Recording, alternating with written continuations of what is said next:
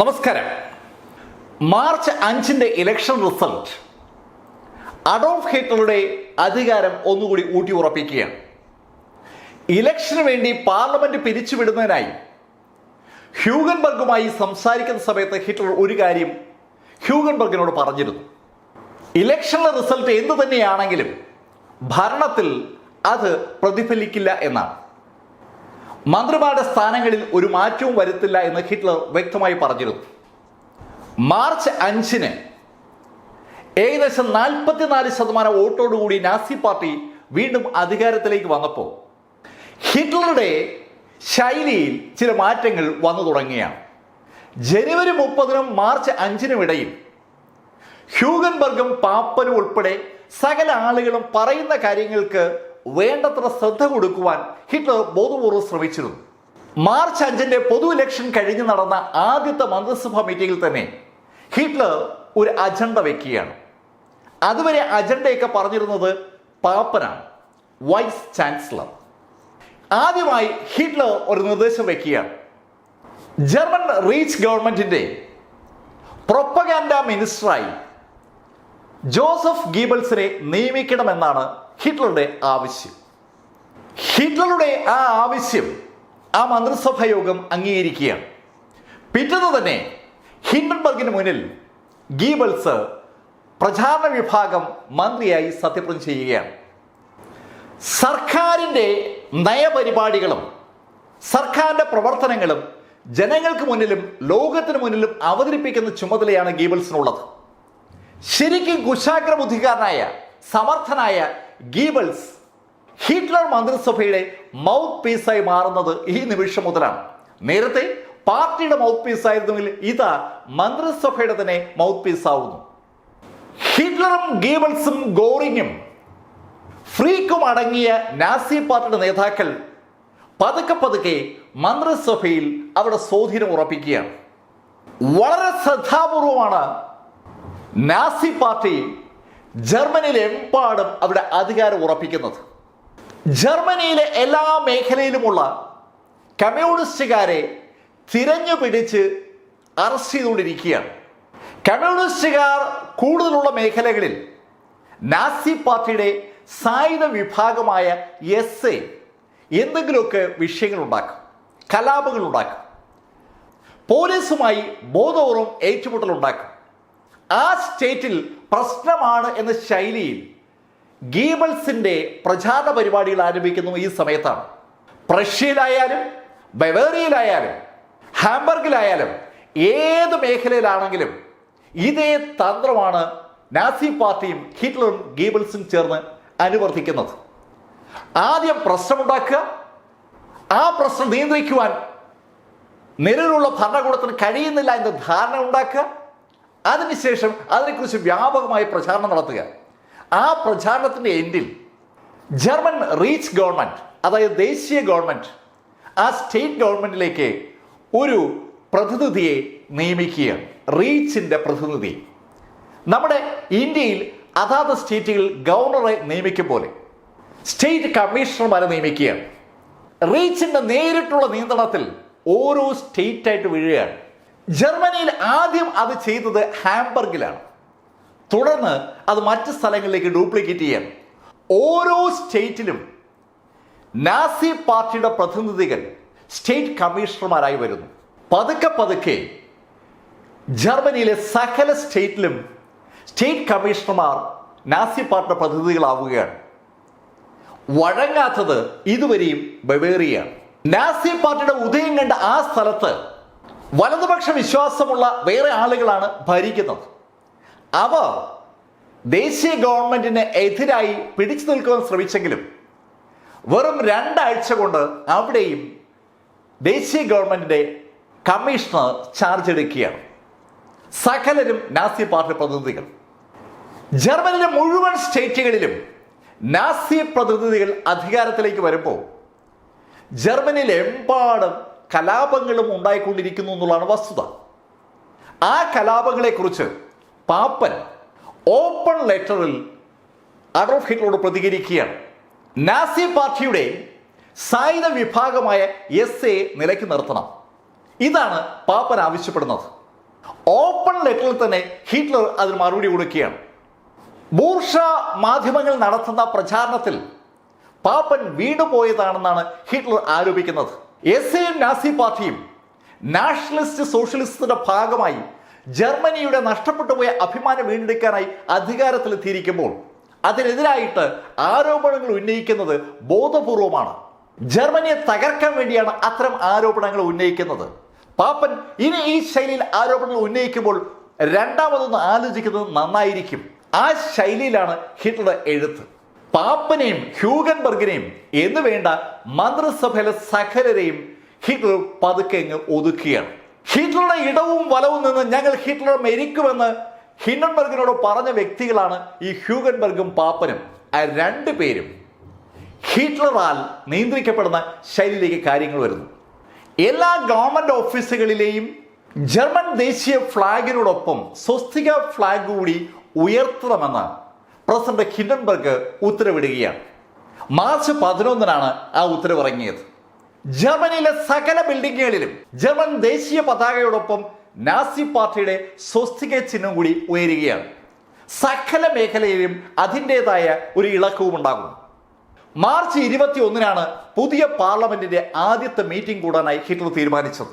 1871 March 21 Bismarck German പാർലമെന്റിന്റെ ആദ്യത്തെ meeting നടത്തുന്നത്. അതുകൊണ്ട് തന്നെ റീസ്റ്റാഗിലെ പുതിയ അംഗങ്ങളുടെ മീറ്റിംഗ് മാർച്ച് 21 തന്നെ ചേരണമെന്ന് ഹിറ്റ്ലർ തീരുമാനിക്കുകയാണ്. ഗീബൽസിനാണ് അത് ഓർഗനൈസ് ചെയ്യുന്നതിനുള്ള ചുമതല. മാർച്ച് 5 പൊതു ഇലക്ഷൻ നടക്കുന്നതിന് ഒരാഴ്ച മുമ്പാണ് ജർമ്മൻ പാർലമെന്റായ റീസ്റ്റാഗ് കത്തുന്നത്. അതുകൊണ്ട് തന്നെ ഒരു പുതിയ വെന്യൂ അനിവാര്യമായിരുന്നു. ഗീബൽസിന്റെ നേതൃത്വത്തിൽ പോസ്റ്റ്ഡാമിലെ മെമ്പേഴ്സിന്റെ സത്യപ്രതിജ്ഞയും ആദ്യത്തെ മീറ്റിംഗും അവിസ്മരണീയമാക്കാനുള്ള എല്ലാ പരിപാടികളും ചെയ്തിട്ടുണ്ട്. ഗാരിസൺ ചർച്ചിൽ ജർമ്മൻകാർ മനസ്സിൽ താലോലിക്കുന്ന 2 പേരുടെ കല്ലറകളുണ്ട്. സോൾജിയർ കിങ്, പട്ടാളക്കാരനായ രാജാവ് എന്നറിയപ്പെട്ട ഫെഡറിക് വില്യം ഒന്നാമന്റെയും അദ്ദേഹത്തിന്റെ മകൻ ഫെഡറിക് ദ ഗ്രേറ്റിന്റെയും ശവക്കല്ലറകൾ ഈ ഗാരിസൺ ചർച്ചിലാണ് ഉള്ളത്. അതുകൊണ്ട് തന്നെ ആ ചർച്ചിനോട് ജർമ്മൻകാർക്ക് വൈകാരികമായ ഒരു അടുപ്പമുണ്ട്. ആ ചർച്ചിലെ ഹാളിലാണ് പുതിയ പാർലമെന്റ് അംഗങ്ങൾ സത്യപ്രതിജ്ഞ ചെയ്യുന്നത്. രാവിലെ മുതൽ തന്നെ പോസ്റ്റ്ഡാം മുഴുവൻ ആഘോഷത്തിലാണ്. പ്രൊട്ടസ്റ്റന്റുകാരും കത്തോലിക്കക്കാരും ഒരുപോലെ ആഘോഷിക്കുകയാണ്. ഗീബൽസും ഹിറ്റ്ലറും ഹിൻഡൻബർഗും ഒക്കെ ഉച്ചയ്ക്കാണ് അവിടെ എത്തിയത്. പ്രസിഡന്റ് ഹിൻഡൻബർഗ് പ്രഷ്യയുടെ ഫീൽഡ് മാർഷൽ ആയിരുന്ന ആളാണ്. ആ കാലഘട്ടത്തെ ഓർമ്മിപ്പിച്ചുകൊണ്ട് ആ യൂണിഫോം ധരിച്ചാണ് ഹിൻഡൻബർഗ് എത്തിയത്. നാസി പാർട്ടി അംഗമാണ് താനെന്ന ഓർമ്മ നിലനിർത്താൻ വേണ്ടി ഹിറ്റ്ലർ ധരിച്ചത് നാസി പാർട്ടിയുടെ ബ്ലാക്ക് യൂണിഫോമാണ്. 2 വ്യത്യസ്ത ധ്രുവങ്ങളിൽ നിൽക്കുന്ന പ്രസിഡന്റും ചാൻസലറും. രാജാക്കന്മാർക്ക് വേണ്ടി ഒഴിഞ്ഞിട്ടിരിക്കുന്ന ഇമ്പീരിയൽ ബോക്സിൽ രാജാവിന്റെ സീറ്റ് ഒഴിച്ചിട്ടിരിക്കുകയാണ്. കൈസർ വില്യം 2 1918 ഇടതുപക്ഷ ബന്ധമുള്ള SPD-യും കമ്മ്യൂണിസ്റ്റ് പാർട്ടിയെല്ലാം കൂടി അധികാരം പിടിച്ചപ്പോൾ നാട് വിട്ടിരുന്നു. 1-ാം ലോക മഹായുദ്ധം നടന്നുകൊണ്ടിരിക്കുകയാണ് അദ്ദേഹം നാട് വിടുന്നത്. അതുകൊണ്ട് തന്നെ ആ സീറ്റ് ഒഴിച്ചിട്ടുകൊണ്ടാണ് ചടങ്ങ് ആരംഭിക്കുന്നത്. ആ സീറ്റിന്റെ വലതുഭാഗത്തായി നിയുക്ത രാജകുമാരൻ പ്രിൻസ് വില്യം ഇരിപ്പുണ്ട്. പ്രിൻസ് വില്യമിനെ അഭിസംബോധന ചെയ്തുകൊണ്ടാണ് പ്രസിഡന്റ് ഹിൻഡൻബർഗ് കാര്യപരിപാടികൾ തുടങ്ങി വെക്കുന്നത്. പ്രിൻസ് വില്യമിലേക്ക് അധികാരം കൊണ്ടുവരുമെന്നാണ് ആദ്യ കാലഘട്ടത്തിൽ ഹിറ്റ്ലർ പറഞ്ഞിരുന്നത്. പിന്നീട് ഹിറ്റ്ലർ അത് മാറ്റി പറഞ്ഞു. നാസി പാർട്ടി 1918 മുതൽ 33 വരെയുള്ള പ്രചാരണ പരിപാടിക്കിടയിൽ പ്രധാനമായി ഊന്നൽ കൊടുത്തിരുന്നത് വേമർ റിപ്പബ്ലിക് എന്ന ജനാധിപത്യ റിപ്പബ്ലിക് തെറ്റാണെന്നും രാജഭരണമാണ് ശരിയെന്നുമാണ്. ഈ വേമർ റിപ്പബ്ലിക്കിനെ അട്ടിമറിച്ചു കഴിഞ്ഞാൽ രാജഭരണത്തിലേക്ക് തിരിച്ചു കൊണ്ടുവരും, അന്ന് പ്രിൻസ് വില്യം വീണ്ടും അധികാരത്തിൽ വരുമെന്നാണ് തുടക്കത്തിൽ ഹിറ്റ്ലർ പറഞ്ഞിരുന്നത്. പിന്നീട് ഹിറ്റ്ലർ അത് പറയാതെയായി. ഹിറ്റ്ലറോട് ചിലർ അത് എടുത്തു ചോദിച്ചപ്പോൾ ഹിറ്റ്ലർ പറഞ്ഞ വാചകം ശരിക്കും പ്രസിദ്ധമാണ്. ഫിനിഷിംഗ് ലൈനിലേക്ക് എത്തുമ്പോൾ എന്തിനാ കുതിരപ്പുറത്ത് വേറെ ആളെ കയറ്റുന്നത്? അങ്ങനെ ഒരു ചോദ്യം ചോദിച്ചുകൊണ്ടാണ് ഹിറ്റ്ലർ പ്രിൻസ് വില്യമിന്റെ സാധ്യതകളെ ഇല്ലാതാക്കുന്നത്. വിജയത്തോടടുക്കുന്നത് ഹിറ്റ്ലർ ഓടിക്കുന്ന കുതിരയാണ്. ഫിനിഷിംഗ് ലൈനിലേക്ക് എത്തുമ്പോൾ കുതിരപ്പുറത്തിരിക്കുന്ന ഹിറ്റ്ലർ മാറി പ്രിൻസ് രാജകുമാരനെ പ്രതിഷ്ഠിക്കേണ്ട ഒരു കാര്യവുമില്ല. വളരെ വ്യക്തമായി ഹിറ്റ്ലർ അത് പറഞ്ഞിട്ടുണ്ട്. അതേ സമയത്ത് പ്രിൻസ് ഇപ്പോൾ നാസി പാർട്ടിയുടെ ഒരു അംഗവുമാണ്. ചടങ്ങുകൾ അതിവേഗം ആരംഭിക്കുകയാണ്. ജർമ്മൻ കമ്മ്യൂണിസ്റ്റ് പാർട്ടിയുടെ തിരഞ്ഞെടുക്കപ്പെട്ട പ്രതിനിധികളാരും എത്തിയിട്ടില്ല. ഒന്നുകിൽ അവരൊക്കെ അറസ്റ്റിലാണ്, അല്ലെങ്കിൽ ഒളിവിലാണ്. ഹിറ്റ്ലർക്ക് മുമ്പ് അധികാരത്തിലിരുന്ന ബ്രൂണിംഗ് നയിക്കുന്ന SPD ഈ മീറ്റിംഗിൽ നിന്ന് വിട്ടുനിൽക്കുകയാണ്. ഹിൻഡൻബർഗ് അദ്ദേഹത്തിന്റെ പ്രസംഗം ആരംഭിച്ചു. ജനുവരി 30 മടിച്ചു പഠിച്ചാണ് താൻ ഹിറ്റ്ലറെ അധികാരമേൽപ്പിച്ചതെന്നും, പക്ഷെ മാർച്ച് 5 ജനഹിതം വന്നതോടുകൂടി അദ്ദേഹത്തിന്റെ സംശയങ്ങളൊക്കെ മാറിയെന്നും ഹിൻഡൻബർഗ് വ്യക്തമാക്കുകയാണ്. ഹിറ്റ്ലർ ഭരണം ഏൽപ്പിച്ചത് എന്തുകൊണ്ട് നന്നായി എന്ന് ഹിൻഡൻബർഗ് വ്യക്തമാക്കുകയാണ്. പ്രസിഡന്റ് ഹിൻഡൻബർഗ് സകലരെയും ആ മീറ്റിംഗിലേക്ക് ഇൻവൈറ്റ് ചെയ്യുകയും മന്ത്രിസഭയ്ക്കും അംഗങ്ങൾക്കും എല്ലാവിധ ആശംസകളും അർപ്പിച്ചു കഴിഞ്ഞ ഉടൻ ഹിറ്റ്ലറുടെ പ്രസംഗം ആരംഭിച്ചു. ഹിറ്റ്ലർ അതിമനോഹരമായി സംസാരിക്കുന്ന ആൾ മാത്രമല്ല, ശരിക്കും ബുദ്ധിപരമായി സംസാരിക്കുന്ന ആൾ കൂടിയാണെന്ന് പലർക്കും ബോധ്യമാകുന്ന ആ സമയത്താണ്. ഒന്നാം ലോക മഹായുദ്ധം അവസാനിക്കാറായപ്പോൾ അന്നത്തെ ഭരണത്തെ അട്ടിമറിച്ചുകൊണ്ട് ഭരണം ഏറ്റെടുത്തവരാണ് യഥാർത്ഥത്തിൽ ജർമ്മനിയെ കടക്കണിയിലാക്കിയതും ജർമ്മനിയിൽ അപമാനം കൊണ്ടുവന്നതും. ഇത് സ്ഥിരമായി ഹിറ്റ്ലർ പറയുന്ന കഥയാണ്. ആ കഥ ഒരിക്കൽ കൂടി ആവർത്തിച്ചുകൊണ്ട് ഇപ്പോൾ നമുക്ക് ഇത്തരം വിഷയങ്ങൾ വീണ്ടും ചർച്ച ചെയ്ത് രാഷ്ട്രത്തെ വിഭജിക്കാനുള്ള സമയമല്ല എന്ന് ഹിറ്റ്ലർ പറയുകയാണ്. ഹിറ്റ്ലർ സ്ഥിരമായി അങ്ങനെ പറഞ്ഞ് വിഭജിച്ചുകൊണ്ടിരിക്കുന്ന ആളുമാണ്. പക്ഷെ ഹിറ്റ്ലർ തന്നെ പറയുകയാണ്, അതിനുള്ള സമയമല്ല, നമ്മൾ ഒന്നിച്ചു നിൽക്കേണ്ട സമയമാണ്. കർഷകരോടൊപ്പം ഒന്നിച്ചു നിൽക്കേണ്ട സമയമാണ്. വർക്കേഴ്സിനോടൊപ്പം ഒന്നിച്ചു നിൽക്കേണ്ട സമയമാണ്. സൈനികരോടൊപ്പം ഒന്നിച്ചു നിൽക്കേണ്ട സമയമാണ്. വിദ്യാർത്ഥികളോടും അധ്യാപകരോടും ഒന്നിച്ചിരിക്കേണ്ട സമയമാണ്. ഓരോ വിഭാഗത്തെയും എടുത്തു പറഞ്ഞുകൊണ്ട് അവിടുത്തെ പ്രശ്നങ്ങൾ പറഞ്ഞ് അവരോടൊപ്പം രാഷ്ട്രം ഒന്നിച്ചു നിൽക്കേണ്ടതിന്റെ ആവശ്യകതയെക്കുറിച്ച് ഹിറ്റ്ലർ മനോഹരമായി സംസാരിക്കുകയാണ്. ഹിറ്റ്ലറോട് എതിർപ്പുള്ളവർ പോലും രാജ്യമെമ്പാടുമായി റേഡിയോയിലൂടെ ഈ പ്രസംഗം കേട്ടുകൊണ്ടിരിക്കുകയാണ്. അതിമനോഹരമായി ഹിറ്റ്ലർ ജർമ്മൻ ജനതയുടെ വക്താവായി മാറുകയാണ്. ജനുവരി 30 തന്നെ ചാൻസലറാക്കാനായി ഹിൻഡൻബർഗ് എടുത്ത തീരുമാനത്തിൽ തനിക്ക് ഒരുപാട് നന്ദിയുണ്ട് എന്ന് പറഞ്ഞു തുടങ്ങിയ ഹിറ്റ്ലർ ഹിൻഡൻബർഗിന്റെ സൈനിക സേവനങ്ങളെ ഒരുപാട് എടുത്തു പറഞ്ഞു പുകഴ്ത്തുകയാണ്. ഹിൻഡൻബർഗിന്റെ ജീവിതം ജർമ്മനിയിലെ ഓരോ പൗരനും ശരിക്കും ആവേശമുണ്ടാക്കുന്ന ഒന്നാണെന്ന് കൂടി ഹിറ്റ്ലർ പറഞ്ഞു കഴിഞ്ഞപ്പോൾ ഹിൻഡൻബർഗ് വല്ലാതെ ഉലയുകയാണ്. ഹിറ്റ്ലറോട് എന്തെങ്കിലുമൊക്കെ എതിർപ്പ് ഹിൻഡൻബർഗ് എപ്പോഴെങ്കിലും തോന്നിയിട്ടുണ്ടെങ്കിൽ അത് മുഴുവൻ ആ നിമിഷത്തിൽ അലിഞ്ഞു തീരുകയാണ്. പ്രസംഗം അവസാനിക്കുമ്പോൾ ഹിൻഡൻബർഗ് തന്നെ ഹിറ്റ്ലർ അടുത്തേക്ക് വരികയാണ്. മനോഹരമായി പ്രസംഗിക്കുന്ന ഒരു രാഷ്ട്രീയക്കാരൻ മാത്രമല്ല ഹിറ്റ്ലർ എന്ന് നമ്മൾ കാണുന്നത് ഈ നിമിഷത്തിലാണ്. ലോകം കണ്ട ഏറ്റവും നല്ല അഭിനേതാക്കളിൽ ഒരാൾ കൂടിയാണ് ഹിറ്റ്ലർ എന്നുള്ളതിന് ഒരു നേർസാക്ഷ്യമാണ് അടുത്ത നിമിഷത്തിൽ അവിടെ സംഭവിക്കുന്നത്. തൻ്റെ അടുത്തേക്ക് വന്ന ഹിൻഡൻബർഗിന്റെ മുന്നിലേക്ക് ഹിറ്റ്ലർ തല കുനിക്കുകയാണ്. ഹിൻഡൻബർഗിന്റെ കയ്യിലേക്ക് തല കുനിച്ച് വണങ്ങുകയാണ്. ചാൻസലറായ ഹിറ്റ്ലർ പ്രസിഡന്റ് ഹിൻഡൻബർഗിന്റെ മുമ്പിൽ തല കൊമ്പിട്ട് കയ്യിൽ ഉമ്മ വയ്ക്കുന്നതിലേക്ക് വരുമ്പോൾ ഹിൻഡൻബർഗ് ഒരിക്കൽ കൂടി ഒന്ന് ഉലഞ്ഞു പോവുകയാണ്. ഏതെങ്കിലും ശൈലിയിലുള്ള അസ്വാരസ്യങ്ങൾ ഹിൻഡൻബർഗിന്റെ മനസ്സിൽ ഉണ്ടായിരുന്നുവെങ്കിൽ അത് മുഴുവൻ ആ നിമിഷം അലിഞ്ഞു തീരുകയാണ്. ഹിൻഡൻബർഗിന്റെ മുഖം പൂർണ്ണമായും അത് വിളിച്ചു പറയുന്നുണ്ട്. ഹിറ്റ്ലർ വളരെ കാൽക്കുലേറ്റ് ചെയ്താണ് പൊതുസദസ്സിന് മുമ്പിൽ അങ്ങനെ ഒരു ആക്ഷൻ നടത്തിയത്. ജർമ്മനിയിലെ മുഴുവൻ റേഡിയോകളും ആ രംഗം അതുപോലെ വിവരിച്ചുകൊണ്ടിരിക്കുകയാണ്. ഹിറ്റ്ലറും പ്രസിഡന്റ് ഹിൻഡൻബർഗും തമ്മിൽ ശരിക്കും അടുപ്പമായെന്നുള്ളൊരു തോന്നൽ അതിന്റെ ഫലമായി ജർമ്മനി മുഴുവൻ ഉണ്ടാവുകയാണ്. ഹിൻഡൻബർഗിനെ കുപ്പിയിലാക്കിയാൽ മാത്രമേ താൻ ഉദ്ദേശിക്കുന്ന കാര്യങ്ങൾ നടപ്പിലാക്കാൻ പറ്റൂ എന്ന് ഹിറ്റ്ലർക്ക് നന്നായിട്ട് അറിയാം. ആ ഓൾഡ് മാനെ വലയിലാക്കിയില്ലേ നമുക്ക് മുന്നോട്ട് പോകാൻ പറ്റില്ല എന്ന് ഹിറ്റ്ലർ ഗീബൽസിനോട് നേരത്തെ പറഞ്ഞിരുന്നു. ഗീബൽസ് എന്നാൽ ഇതിനു മുമ്പ് തന്നെ ഹിൻഡൻബർഗുമായി ഒരു അടുപ്പം ഉണ്ടാക്കിയിരുന്നു. ഹിൻഡൻബർഗിന് ഗീബൽസിന് ആദ്യം വലിയ ഇഷ്ടമൊന്നും ആയിരുന്നില്ല. പക്ഷേ പ്രചാരണ വിഭാഗത്തിന്റെ വാർത്താ വിതരണത്തിന്റെ ചുമതല കിട്ടിയ ഗീബൽസ് ഹിൻഡൻബർഗിനെ കണ്ടപ്പോൾ അദ്ദേഹത്തിനെ നമസ്കരിച്ചുകൊണ്ട് പറഞ്ഞത്, എനിക്ക് അങ്ങയെ കാണുമ്പോൾ എൻ്റെ അച്ഛനെ ഓർമ്മ വരുന്നു എന്നാണ്. അച്ഛൻ്റെ കരുതലും സ്നേഹവും ഒക്കെ അങ്ങയുടെ അടുത്ത് നിൽക്കുമ്പോൾ എനിക്ക് അനുഭവപ്പെടുന്നുവെന്ന് ഗീബൽസ് ഹിൻഡൻബർഗിനോട് പറഞ്ഞപ്പോൾ ഹിൻഡൻബർഗിന് അതങ്ങ് കൊണ്ടു. അതുമുതൽ ഗീബൽസ് യഥാർത്ഥത്തിൽ ഹിൻഡൻബർഗിനെ ഒരു മകനെ പോലെ ആവുകയാണ്. വല്ലാത്തൊരു അടുപ്പം ഗീബൽസിനോട് ആ നിമിഷം മുതൽ ഹിൻഡൻബർഗിന് തോന്നിയിരുന്നു. ഗീബൽസും ഹിറ്റ്ലറും രണ്ട് സന്ദർഭങ്ങളിലായി ഹിൻഡൻബർഗിന്റെ ഹൃദയത്തോട് അടുത്തിരിക്കുകയാണ്. അതിന്റെ ഫലം വളരെ വലുതാണ്. ഹിറ്റ്ലറുടെ സ്വപ്ന പദ്ധതിയായ എനേബിളിംഗ് ആക്ട് പ്രസിഡന്റ് ഹിൻഡൻബർഗ് അംഗീകരിക്കുകയാണ്.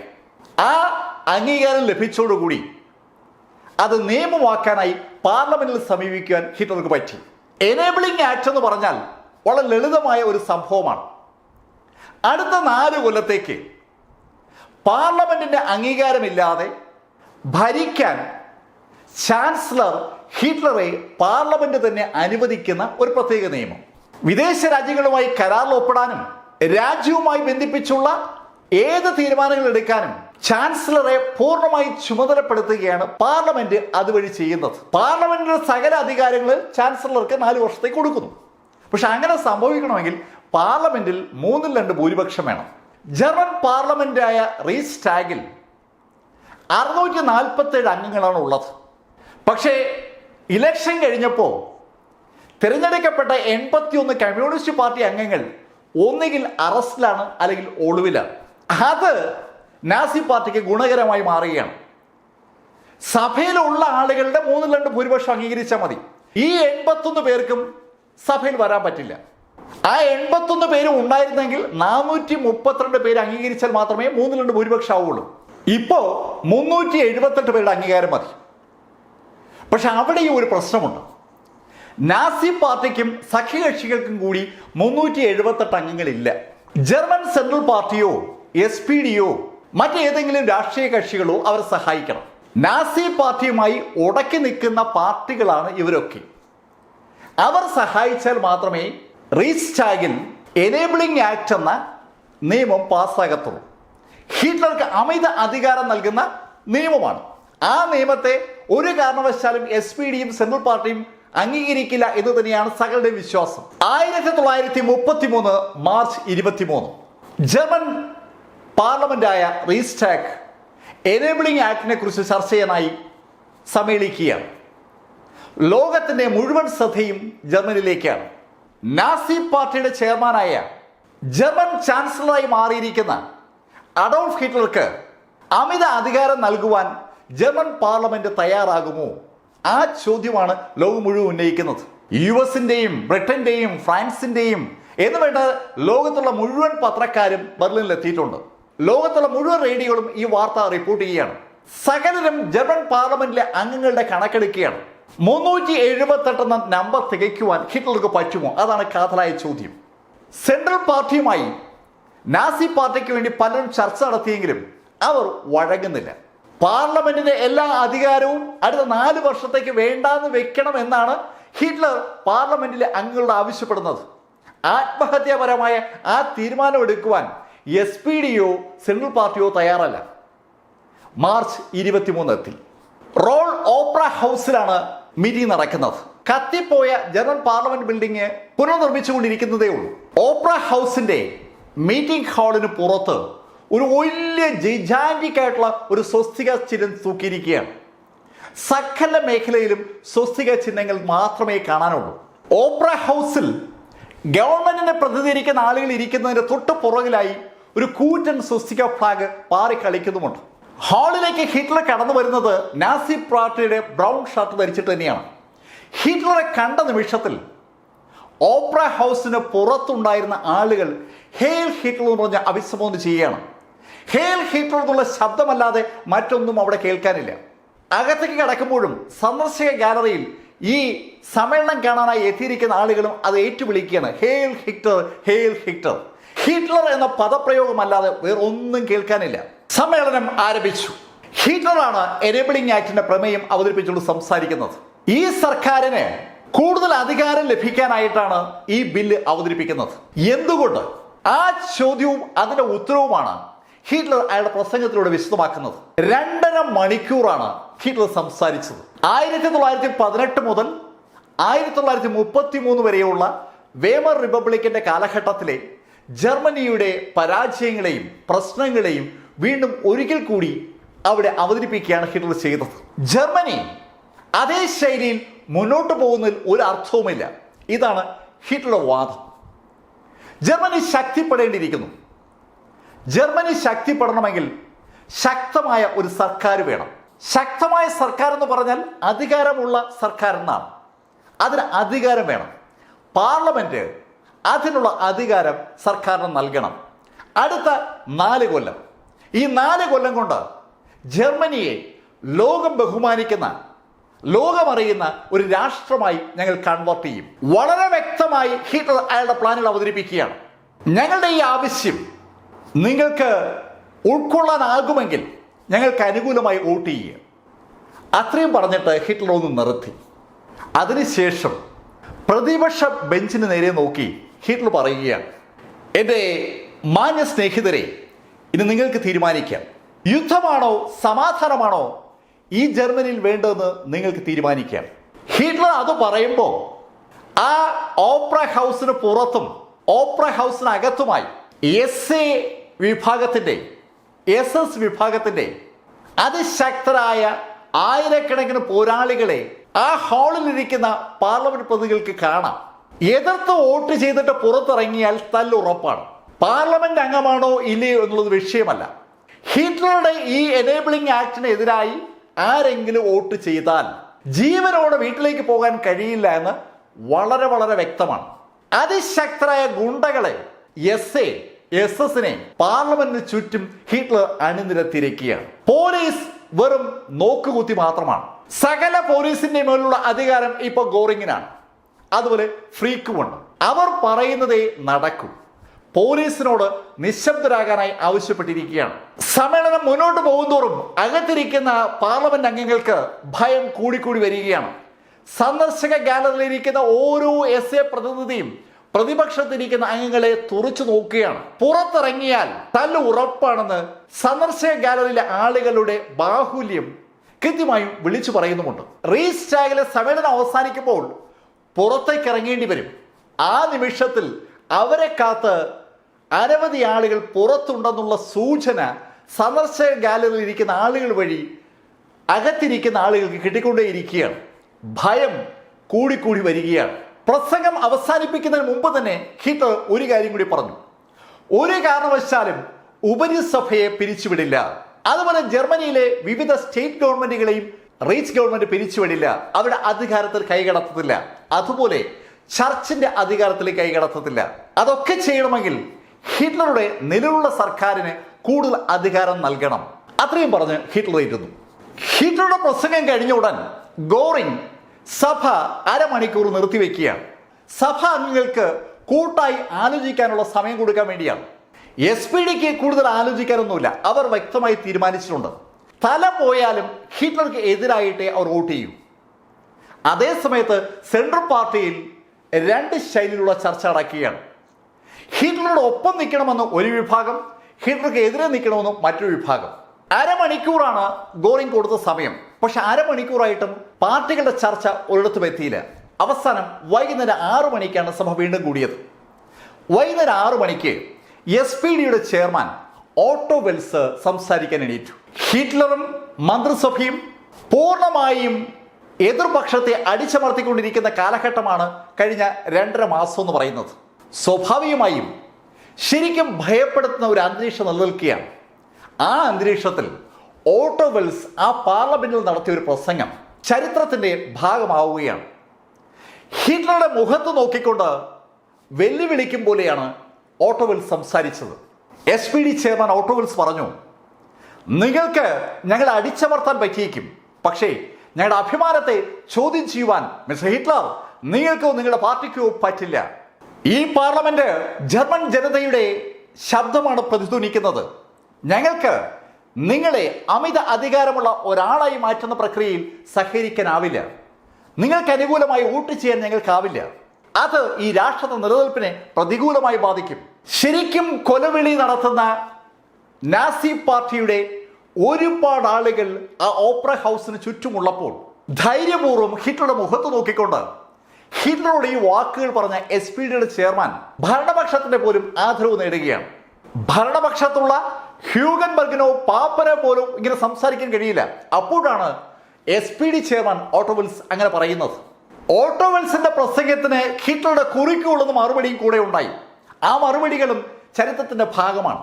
കൊടുത്തും കൊണ്ടുമുള്ള ചർച്ചകൾക്ക് അവസാനം അവതാരകനായ ഹിറ്റ്ലർ വോട്ടെടുപ്പിന് മുമ്പായി സോഷ്യൽ ഡെമോക്രാറ്റുകളോട് SPD പറഞ്ഞു, എനിക്കറിയാം നിങ്ങൾ ഒരിക്കലും ഈ പ്രമേയത്തിന് അനുകൂലമായി വോട്ട് ചെയ്യില്ല. കാരണം വളരെ ലളിതമാണ്.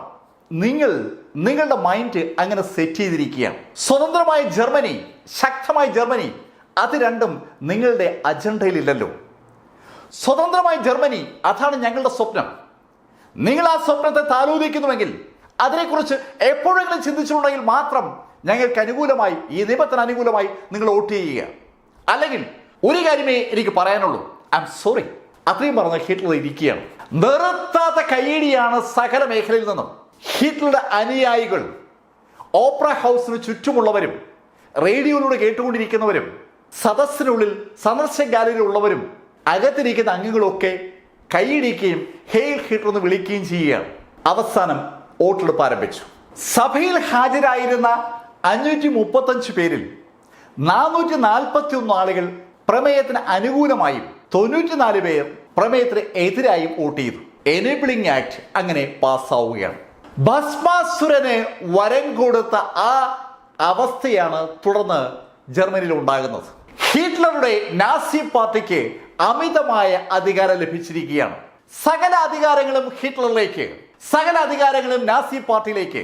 ജർമ്മനി പൂർണ്ണമായും ഒരൊറ്റ ശബ്ദം, ഒരൊറ്റ ചിന്ത, അത് പലതും ചെയ്യുവാൻ നാസി പാർട്ടിയെ പ്രാപ്തരാക്കുകയാണ്. നാസി പാർട്ടിയുടെ ലക്ഷ്യം കമ്മ്യൂണിസ്റ്റുകാരോടൊപ്പം തന്നെ ജൂതന്മാരിലേക്ക് തിരിയുകയാണ്. ജർമ്മനിയിൽ എമ്പാടുമുള്ള ജൂതന്മാർ തലങ്ങും വിലങ്ങും ആക്രമിക്കപ്പെടുകയാണ്. തല്ലുകിട്ടിയ ജൂതന്മാരുടെ കഥകൾ ദിവസവും പത്രങ്ങളിൽ വരികയാണ്. ജർമ്മനിയിൽ എമ്പാടും ജൂതന്മാരെ വേട്ടയാടുന്നത് കണ്ടതും US-ൽ അതിനെതിരായി ഒരു മൂവ്മെന്റ് ഉണ്ടാവുകയാണ്. ന്യൂയോർക്കിൽ മാത്രം 2.5 ലക്ഷത്തോളം ആളുകളാണ് ഒരു ജാഥയിൽ പങ്കെടുത്തത്. US-ലെമ്പാടുമായി 10 ലക്ഷത്തിലധികം ആളുകൾ വിവിധ ജാഥകളിലൂടെ ജർമ്മനിയിൽ നടക്കുന്ന നാസി പാർട്ടിയുടെ ജനാധിപത്യ ധ്വംസനത്തിനായി പ്രതികരിക്കുകയാണ്. ജൂതന്മാർക്കെതിരായി നാസി പാർട്ടി വൻതോതിൽ അക്രമം നടത്തുന്നു എന്ന് US-ൽ പ്രചാരണം ആരംഭിച്ചപ്പോൾ ജർമ്മനിയിലെ നാസി പാർട്ടി അതിനെ നേരിടാനുള്ള ചുമതല ഗീബൽസിനെ ഏൽപ്പിക്കുകയാണ്. US-ന്റെ നേതൃത്വത്തിൽ ജൂതന്മാർക്ക് അനുകൂലമായി ഒരു പ്രചാരണ പരിപാടി സ്റ്റാർട്ട് ചെയ്തിരിക്കുകയാണ്. നുണകളാണ് അമേരിക്ക പറയുന്നതായി ജർമ്മനിയുടെ വാദം. അവിടെ ഇവിടെയും ഉണ്ടാകുന്ന ചെറിയ ചെറിയ സംഭവങ്ങളെ എടുത്ത് വലുതാക്കി പർവ്വതീകരിച്ച് ജൂതന്മാർക്കെതിരായി നാസി പാർട്ടി പ്രവർത്തിക്കുന്നുവെന്ന് നുണ പറയുകയാണ് US-ഉം US-ന്റെ കൂടെയുള്ള മാധ്യമങ്ങളും ചെയ്യുന്നതായി ഗീബൽസും നാസി പാർട്ടിയും. ജർമ്മൻ സർക്കാരും അവരുടെ വിങ്ങുകളും മാധ്യമങ്ങളും നാസി പാർട്ടിയുടെ നേതൃത്വത്തിൽ ജർമ്മനി ഒരു പുതുയുഗത്തിലേക്ക് കുതിക്കുന്നു എന്നുള്ള വാർത്തകൾക്കാണ് പ്രാമുഖ്യം കൊടുക്കുന്നത്. ജൂതന്മാർക്കെതിരായിട്ടുള്ള വാർത്തകൾ അവിടെ തിരസ്കരിക്കപ്പെടുകയാണ്. അതിന്റെ റിസൾട്ട് നാസി പാർട്ടിയിൽ കാണാനുണ്ട്. ദിവസവും ആയിരക്കണക്കിന് 10,000-കണക്കിന് ആളുകൾ നാസി പാർട്ടിയിൽ അംഗമായി ചേരുകയാണ്. സകല മേഖലയിലും നാസി പാർട്ടിയിലേക്ക് വൻ ഒഴുക്കാണ്. ജനുവരി 30-ന് 8,50,000 ആളുകളാണ് നാസി പാർട്ടിയിൽ അംഗങ്ങളായി ഉണ്ടായിരുന്നത്. മെയ് 1 ആയപ്പോൾ നാസി പാർട്ടി അംഗത്വ വിതരണം നിർത്തിവെച്ചു. അതിന്റെ കാരണം അംഗങ്ങളുടെ ആധിക്യമാണ്. വെറും 3 മാസം കൊണ്ട് 20 ലക്ഷം പുതിയ മെമ്പർമാർ നാസി പാർട്ടി ചേർന്നിരിക്കുന്നു. അവരുടെ അപേക്ഷകൾ പരിശോധിച്ച് മെമ്പർഷിപ്പ് ഇഷ്യൂ ചെയ്യുവാൻ നാസി പാർട്ടിയുടെ ജർമ്മനിലെ എമ്പാടുമുള്ള ഓഫീസുകളിലെ ആളുകൾ 24 മണിക്കൂർ ശ്രമിച്ചിട്ട് പറ്റുന്നില്ല. അത്രയേറെ ആളുകളാണ് ദിവസവും നാസി പാർട്ടിയിൽ അംഗമാകുന്നത്. പുതിയ ജർമ്മനി ഇതാ ഉദയം ചെയ്യുന്നു. നാസി പാർട്ടിയുടെ ഭാഗമായാൽ മാത്രമേ പുതിയ ജർമ്മനിയുടെ ഭാഗമാകാൻ കഴിയൂ എന്നുള്ള ശൈലിയിൽ ജർമ്മനി മുഴുവൻ പ്രചാരണം നടക്കുകയാണ്. സകലരും നാസി പാർട്ടിയിലേക്ക് അടുക്കുകയാണ്. അതേ സമയത്ത് US-ഉം ബ്രിട്ടനും ഫ്രാൻസും ഉൾപ്പെടെയുള്ള സ്ഥലങ്ങളിൽ നാസി പാർട്ടി ജർമ്മനിയിൽ ജനാധിപത്യ വിരുദ്ധമായി കാര്യങ്ങൾ ചെയ്യുന്നു എന്ന ശൈലിയുള്ള പ്രചാരണം ആരംഭിക്കുകയാണ്. ഇതേ സമയത്ത് തന്നെ ജർമ്മനിയിൽ ആദ്യത്തെ കോൺസെൻട്രേഷൻ ക്യാമ്പ് സ്റ്റാർട്ട് ചെയ്യുകയാണ്. എതിരാളികളെ കൂട്ടക്കൊലയ്ക്ക് വിധേയമാക്കിയ കോൺസെൻട്രേഷൻ ക്യാമ്പുകളുടെ തുടക്കം 1933 മെയ് മാസത്തിൽ തന്നെ ആരംഭിക്കുകയാണ്. അവിടെ നിന്ന് നാം അറിയുന്ന ഹിറ്റ്ലറിലേക്ക് കഥ മാറുകയാണ്. ഇതുവരെ ഹിറ്റ്ലറുടെ കഥ നിങ്ങളോട് പറഞ്ഞത് ലൈഫിൽ നിന്ന് BS ചന്ദ്രമോഹൻ. ഈ കഥ ശ്രദ്ധാപൂർവം കേൾക്കുന്ന നിങ്ങൾ ഓരോരുത്തർക്കും വ്യക്തിപരമായ എന്നെ നന്ദി. Thank you.